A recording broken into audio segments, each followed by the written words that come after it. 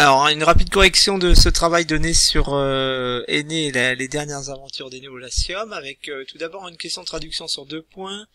Donc il fallait repérer finis comme le noyau du groupe nominal, hein, la fin, laborum des épreuves, du travail. Bon, on va accepter du travail, mais ici nous avons affaire à un pluriel. Alors je sais que c'est difficile, vous n'avez pas encore étudié la 3e déclinaison, mais c'est bien un génitif, donc la fonction complément du nom au pluriel, et labor ici peut se traduire par peine, travail.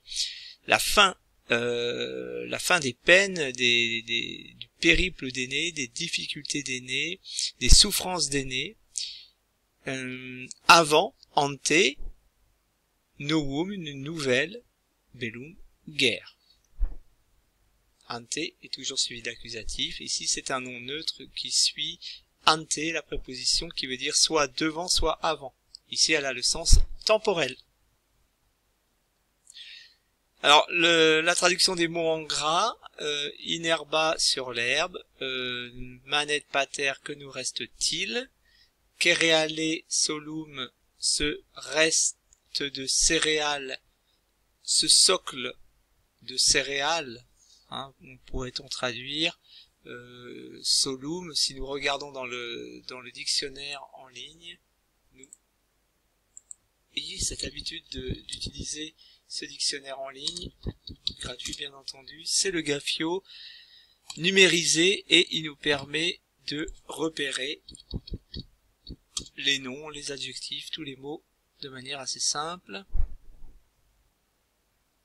Solum, la partie la plus basse, le fond, le support. Cereale solum, la table faite d'un gâteau. Vous voyez, vous avez la référence d'où provient ce texte, que j'ai quelque peu modifié, mais c'est bien les galettes de céréales séchées qu'il leur reste à manger.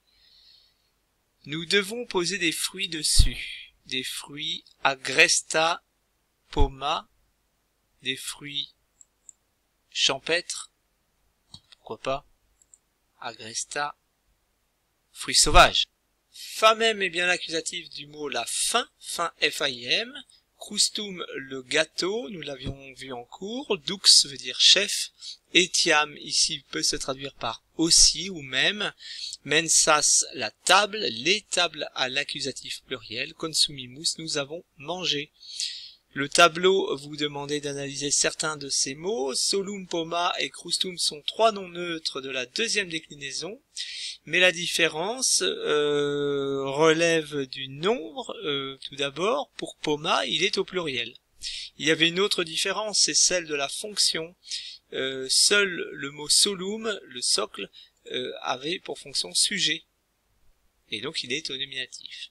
Il nous restait un verbe à analyser, c'est mordemus, nous mordons, c'est du présent de l'indicatif à la première du pluriel, et c'est un verbe de la 2e conjugaison. Pour le vérifier, on regarde dans le dictionnaire, bien entendu, on tape mord, morde, puisqu'on ne connaît pas la première terminaison, la première personne du moins et sa terminaison au présent.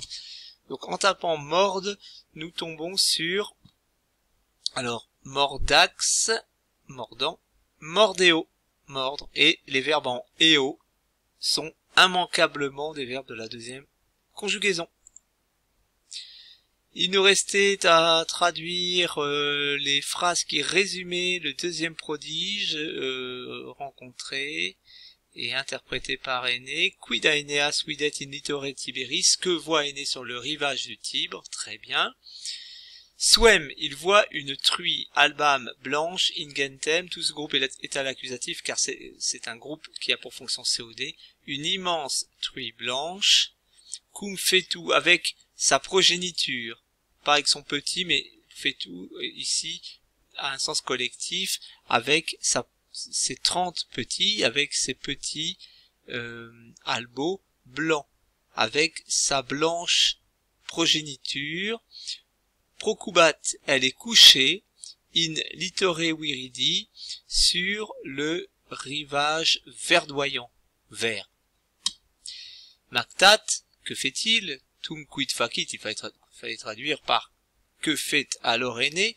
Maktat, il sacrifie, un verbe de la première conjugaison, hein, troisième personne. Swem, nous retrouvons le COD de sous, qui veut dire la truie. Il sacrifie la truie et ses petits.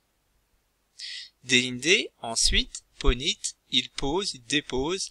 Animalia, bon, ce n'est pas un faux ami, c'est un mot transparent.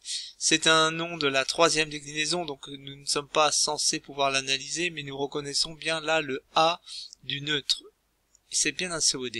Il dépose les animaux in aram sur l'autel de sacrifice.